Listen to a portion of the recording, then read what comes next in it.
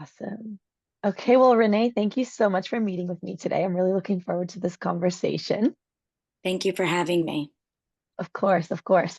So your book, it's really visually appealing, but it's so much more than that. There's so much depth to it. It really is filled with lots of woven, intertwined messages related to spirit. So I'd love for you to expand a little bit more on what these messages are and why you felt it was important to include these messages in your book. So I have Jade, who is the main character of Your Heart's Voice. Her name means the jewel of heaven and the stone of the heart. Jade is it's also a stone, it's a light green stone. So I named her that after my brother's passing. As you said, there's lots of spiritual subliminal messages tied into the book because that way I can memorialize him that much more. She's sitting at the beach because that's where I literally completed the rest of my book on my phone, was at the beach. It's also where I meditate and where I find most connected to my brother and my own intuition. Cardinal is on the cover because that symbolizes spirit. There's seagulls on the cover, which aren't necessarily spirit per se, but they remind me of my brother because we would go to the beach and he'd be eating snacks, and the seagulls would come down and literally take the snacks out of his hand. And we'd all crack up. So we have funny memories of that happening at the beach in Miami, where he used to live part time. We have a turtle that I put on the cover because after my brother's passing, I was on my way to the beach with my son, and a turtle was crossing the street, and we rescued the turtle. My son named every animal Charlie, which also happens to be my dad's brother who died in Vietnam, oddly enough. And so there's a subliminal message there, spiritually intertwined. And we saved him and brought him to my dad's house. So that reminds us of Robert. But after looking at what turtles symbolize, the spiritual meaning behind them is keep moving forward no matter how hard life becomes and how heavy it becomes, especially with grief. You have to move forward. And so I added the turtle. There's also a blue jay, which also is spiritual. Um, and we always see them at my mom's for some reason. We see a lot of cardinals at my house, but we always see blue jays at my parents' house. And the heart is an indigo, the color indigo, which is also your sixth chakra, which is your third eye, which is the color indigo. Perfect. And then her age was significant as well, too, wasn't it? She's 11, which is an angel number. And whenever you see 111 or 1111, it means your angel, your guardian angel is with you at that time. I mean, just hearing you share that, you can already, tell that there's been so much love poured into this book. Now, the big focus of the story is on intuition. And as we discussed in our earlier conversation, intuition itself is a hard concept to explain to a child, for example, a 6-year-old. So I'd love for you to share some of the ways, I mean, relative to the book, but then also in your own experience as a parent, what are some ways that you teach intuition in real life to your own children? So you start with, or I start with using the same language. I very consistent and cognizant of the language that I use. So first we start out with recognizing what your intuition is, and that's why I created the visual your heart's voice. So I tell my children, always tap into your heart's voice. What is the whisper telling you to do? So if they are having to make an important decision or even a small decision that they just can't make, we start by calming our mind, by getting grounded, whether that's physically going outside and grounding yourself on the grass or sitting in a quiet space. Once you're able to do that, take 10 inhales through your nose, out through your nose. You'll see there's an immediate relaxation. So neurologically, it's calming your brain and it's kind of clearing out the noise. You need to do that in order to tap into your intuition. So I teach them that's the first step. And then whether you need to just ask yourself the question at hand or write it down.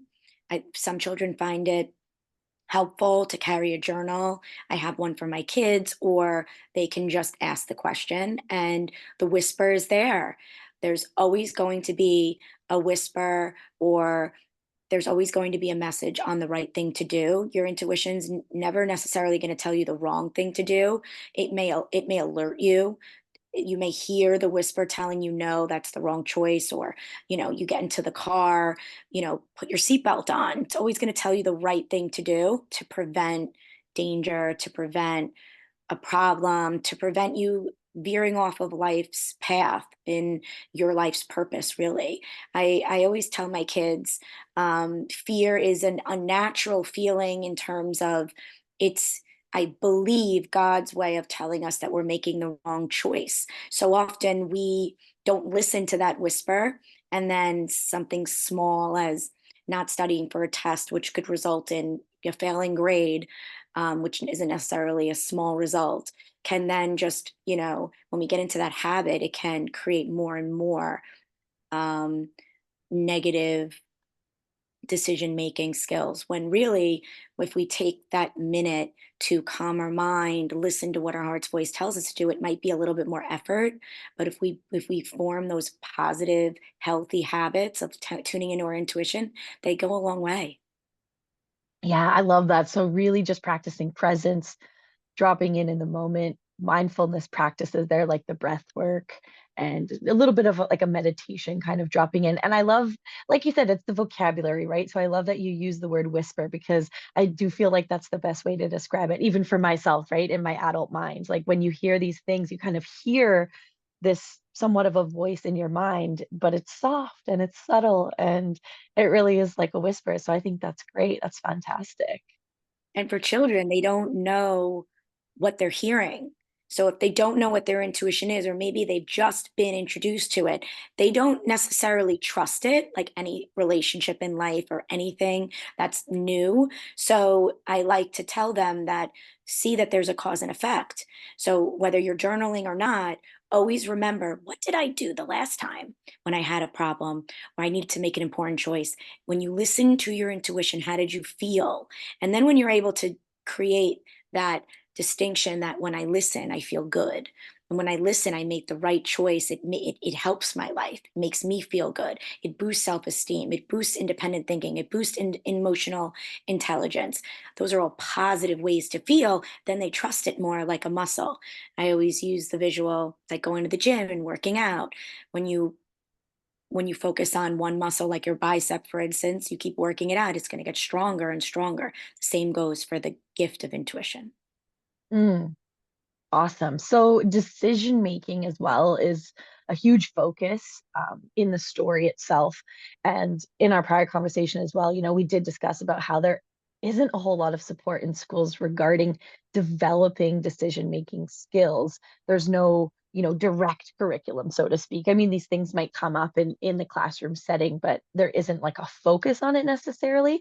So I'm curious on your perspective on how parents can support their children to become better decision makers at home and teachers at school because obviously you have experience your career in the school system as well. Our children are our precious gifts. And it's our job as parents and as teachers to create lifelong learners. So, whether it's that year that we have the student or as a parent forever. And I really believe that the skill of decision making and problem solving, tuning into that and creating a positive awareness with it and strengthening that skill is going to help guide you throughout life.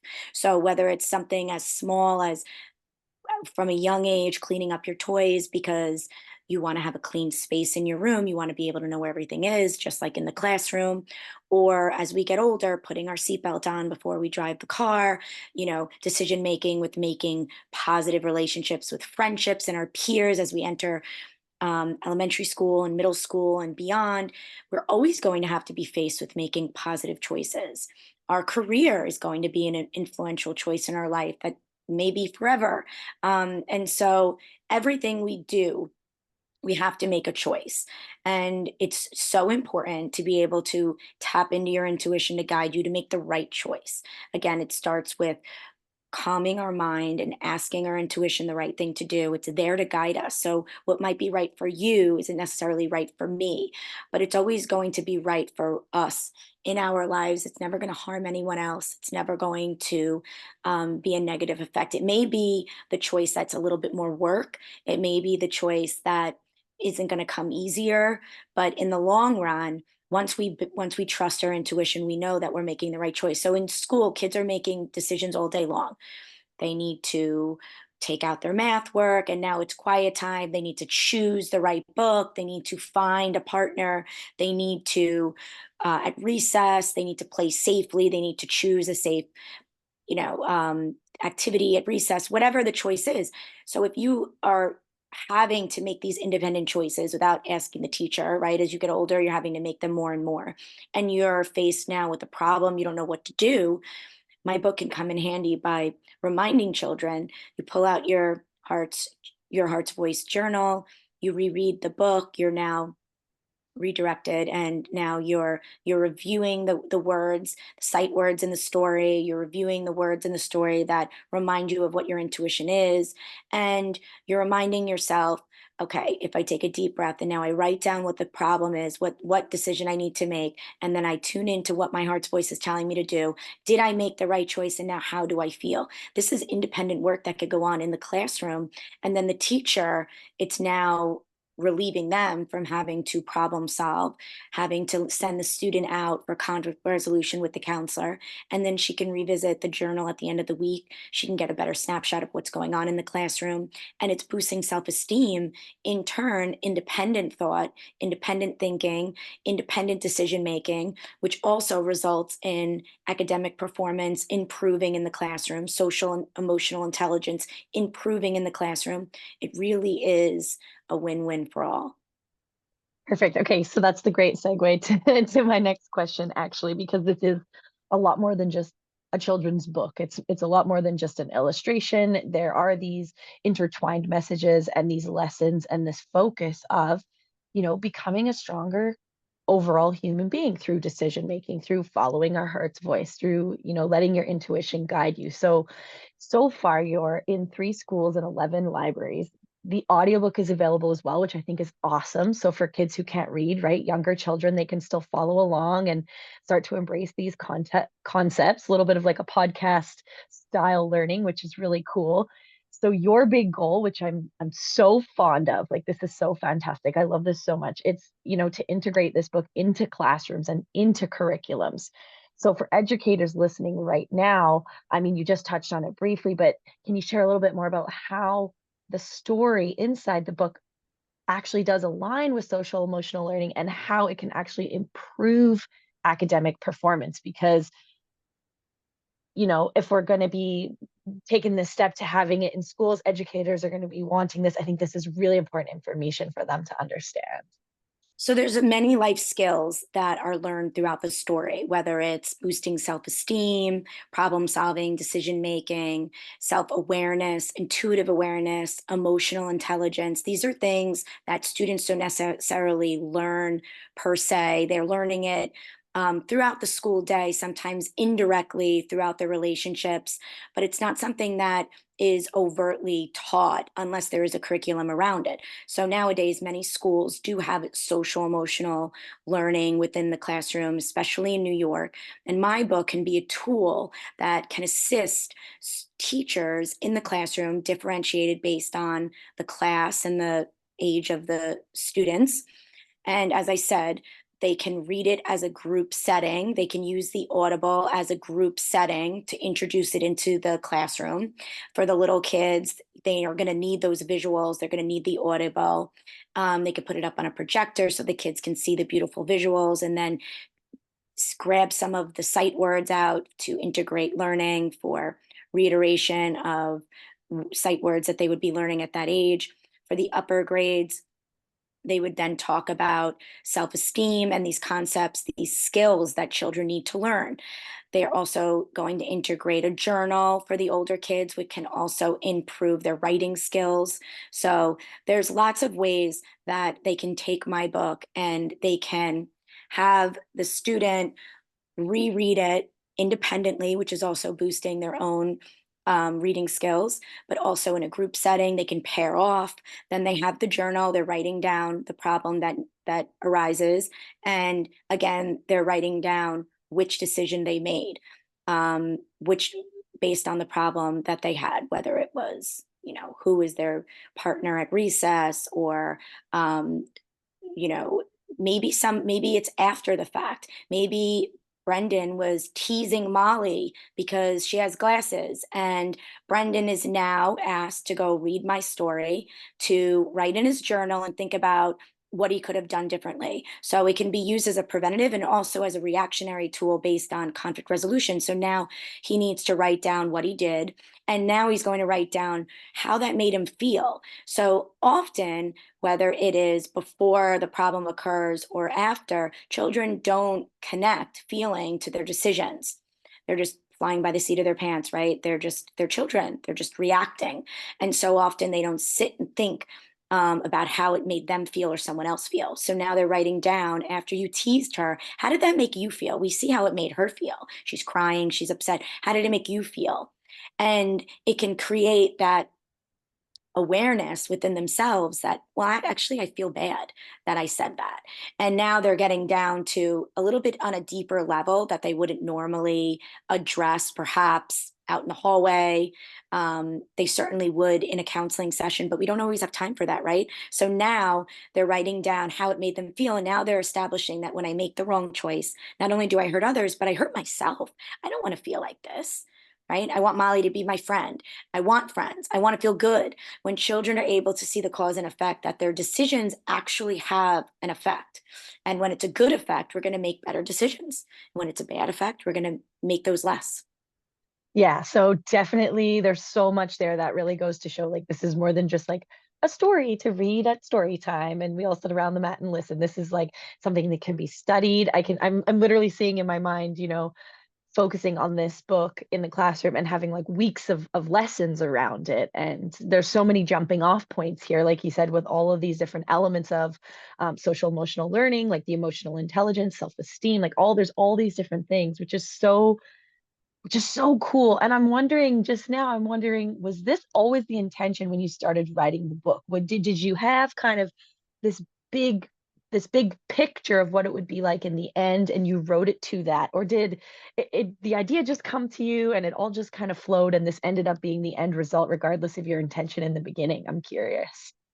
I think I did, but I don't think I realized it at the time. I've always relied on my intuition. I've always known that it's a huge skill to be able to grasp and use throughout life. And I was aware that many people didn't necessarily tune into it, whether you're a child and you think it's the boogeyman and you're not quite sure, you're second guessing yourself, or whether it's an adult who just kind of lost, veered off the track, so to speak, and kind of lost their way, and life took over, and they kind of just muted out that whisper. Mhm. But I realized when there were no children's books on the concept, and this is something that I relied on throughout life, that there was a need. I wanted to simplify the story so that anybody reading it could understand it, whether it was a 5-year-old or 50-year-old. So it is written simplistically, but as you touched on, it's also complex in its messaging, and there's a lot of meaning behind it. Once we use our intuition in life, our conscience, our God given gift, our gut feeling, our instincts, once we do that and we grow that skill to be stronger and stronger, it's only to make our life easier. The goal is to fulfill ourselves, but while we're doing that and we're happier people, we're spreading love and we're spreading, it's contagious, right? And so we need more of that in life, and we need less of the negativity. Awesome. Yeah. And so for the people who just, totally relate to what you just said, like perhaps, they've disconnected from their own intuition. They kind of got lost along their way. They're kind of hearing you say that and going, oh my gosh, that's me. How did I even get to this point? Perhaps they used to be a lot more in tune, or perhaps they never were. And they're just realizing it now for the first time that there's this element that they're so disconnected to. What are some of the ways that you, for yourself as an adult, began that journey and really started kind of hearing your own voice and tapping into your own intuition? Did you have any kind of practices for that? Or what are kind of some of the things that you developed along your journey and skills that you acquired? I think when I was really little, and it really was a voice, it was a voice in my heart. I'm not exaggerating. That's what it was. I learned that by listening to it, and I made the right choice. I just trusted it. Mhm. Um, I remember being like 6 or 7, playing basketball in the front yard, and my parents calling me to come in, and you want to play a little longer. You want to get that shot in, right? You're playing with your friend. You don't want it to stop, but your parents are calling you, and so I would just stop. And I'd listen to my heart's voice, and go and eat dinner, and play again when I was done, or and seeing the reaction on my parents' face of that I listened, and feeling good about myself, that I was able to have self control. Those things went on. They went it's they were driving me to want to do it more. Mhm. um, it also developed a sense of not only honesty in me, but a faith of trusting myself, which I think many people, they lose their way with that as well. So I would rely on my intuition to make little, medium, and big choices, and I trusted it more and more as I got older. As you get older, though, it becomes harder because we have life stressors in the way. Society and being an adult just comes with that, right? We have money stressors and relationship stressors, or we're a mom or a dad, or our career choices. Um, Social media does not help with that. And so it's very easy to get sucked into the negativity, and to lose your way, and to lose your own voice. But I choose to find my calm. And I tell that to my kids: find your calm. It may Mhm. be different for you than it is for me. Some people, it's yoga. For me, it's going to the beach and sitting in silence, or just blocking out the noise around me. Um, some people, it's driving around, listening to the radio. Some people, it's working out. Some people, it's resting. Find your calm. And once you're able to do that, you're taking control of your life in a very, very big way. It sounds small, but it actually is very profound, because it's going to prevent an emotional reaction that you may regret. It's going to help the stress and manage your mental health. So, that first step of finding your calm, whether you're a child or an adult, is huge. Great. I love that. I think stillness is so underrated, especially in today's day and age, right? When everything's so instant, like we have social media and there's all this instant gratification and there's all this, just everything's moving so fast. And I think that's a really important thing to remember is just, there's so much power in just slowing down and being still and finding your calm. Like you said, that's such a great and powerful tool. Thank you for that. Yeah, Um, we need a shirt or a hat. yeah, find your calm, right? It could be the new well, what was the one that was all over the internet? What is it? Keep calm, chive on or something. There was Yeah, like there is a keep calm one. Yeah. keep calm, yeah. Um, so this book, I'd love to bring this to the conversation. Now you touched on it a little bit already, but this book is dedicated to your brother, and it was very therapeutic for you to write the book. It acted as a bit of a healer for grief after your brother passed away. Now, you shared with me in our prior interview, was very intuitive. He was a very self confident individual. Um, Curious how you wrote him into the book as, kind of to honor his spirit and what that experience was like for you. So he passed away tragically in a car accident in 2022. And immediately, I mean, I wasn't writing immediately. I was praying, I was meditating, I was, trying to connect to him. I was at the beach immediately after, talking to him, looking for signs, validating the signs I was receiving. It was about 6 months later that I remembered that I had this manuscript tucked away, and my intuition told me to pull it back out and begin writing again. I had started the story in 2017, 2018, after my second child was born, because I wanted to always write a children's book. Another another way that I listened to my intuition, my heart's voice. And so after Robert, about 6 months later, I found myself back at the beach, and I dedicated it to him. But then I wanted to intertwine his character into the story. I wanted his character to have a stronger message. And so Jade learns 3 life lessons throughout the story. As I said, very simple ones: cleaning up your toys before you leave the room, eating your vegetables, and always asking and putting things away that aren't yours. And by the end, she drew an angel for her uncle. She drew it in pen, my brother was also an artist among many other talents.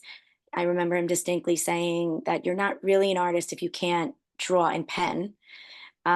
He drew a picture of, I think he was a mixologist at the bar, and a customer, he said, asked me to draw anything. And the guy asked him to draw like Bugs Bunny, something so random. And Robert drew it on a cocktail napkin in pen, took a picture of it and posted it to his Instagram. And that's when he sent that message. And so I remember that. So I had Jade draw the angel in pen, and it was for her uncle Robert. And so by the end of the story, her heart's voice had told her to do this, and she handed it to him and she said, "This is for you. My heart's voice told me you would love it." And he laughed and said, "Your heart's voice? You mean your intuition? That's something we all have to help guide us throughout life to make good choices. Thank you, my beautiful niece Jade." And so the story does like a 180. It comes full circle in the end. That's really beautiful. And it's, yeah, such a nice way to honor him and honor his life. And, his message essentially lives on in this story and now in schools and libraries, in the New York area.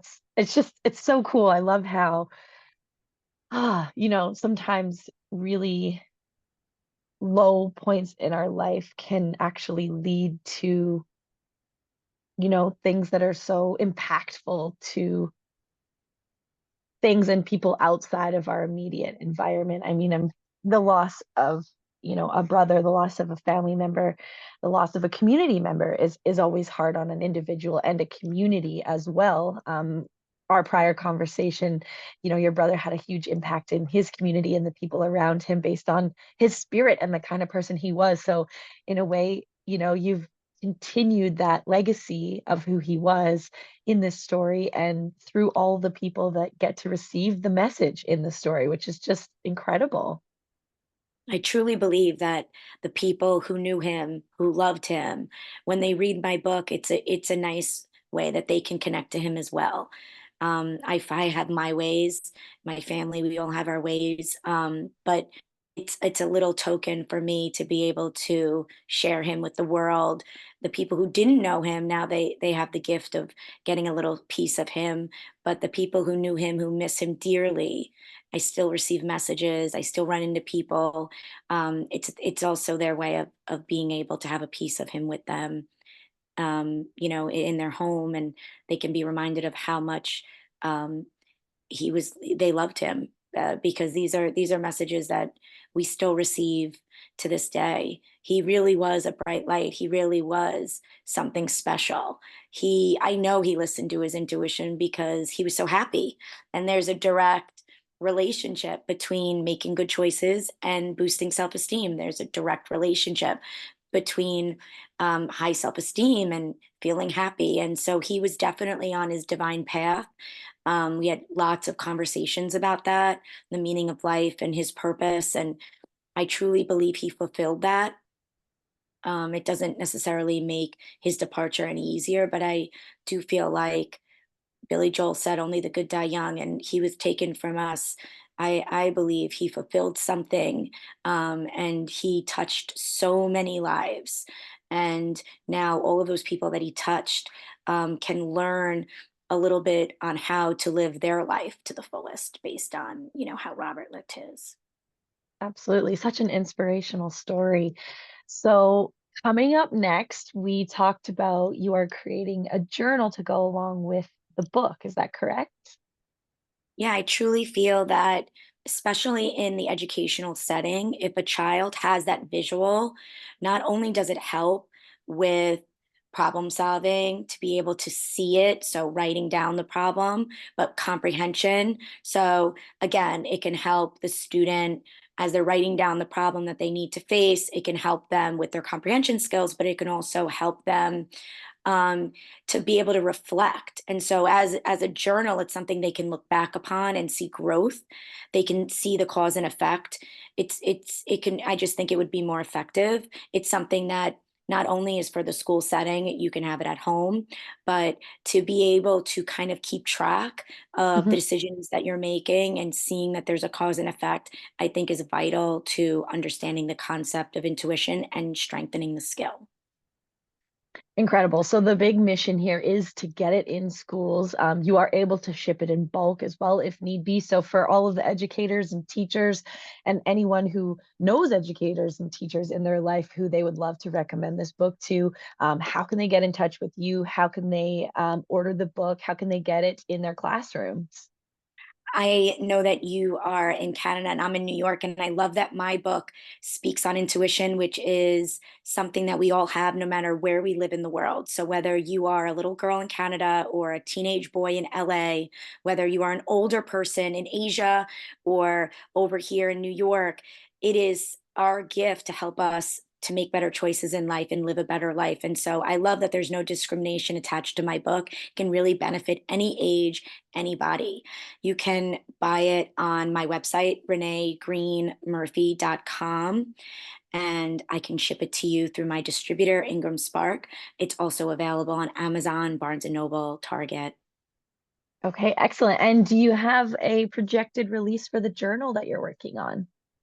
That is something that I'm doing now that should be done in the next couple months by the end of the summer, by the next school year. But if anybody is interested, shoot me an email, or when you're placing the order, you can leave me a message and I can try to expedite that for you. Amazing. Well, thank you so much for sharing all about this. I know that I'm going to be sharing this episode with all of the educators in my life. I have a lot of friends and family members who are teachers and work in the education system. And I encourage you, the listener, to also share this with educators, teachers, anyone that's working or spends time around children, to not only listen to this episode, but to check out the book and get it for yourself, because I feel like this is a really important tool. And there it is, Your Heart's Voice. It's so beautiful. I love the colors and the design of it all. It's very attractive to look at for me, for an adult. So I can only imagine, kids are gonna love it as well. So yes, I highly encourage you to share this episode and share the book and the message of this book with oh, there he is inside as well, dedicated to your brother. That's beautiful and a beautiful message. Fantastic. Thank you so much, Renee, for coming on the show. And I really appreciate you being here. And I'd love to have you back again inside the community. And we can perhaps bring you on with some of the members and do a little bit of a Q&A as well. Thank you. I look forward to it. Thanks for Thanks. having me. Where's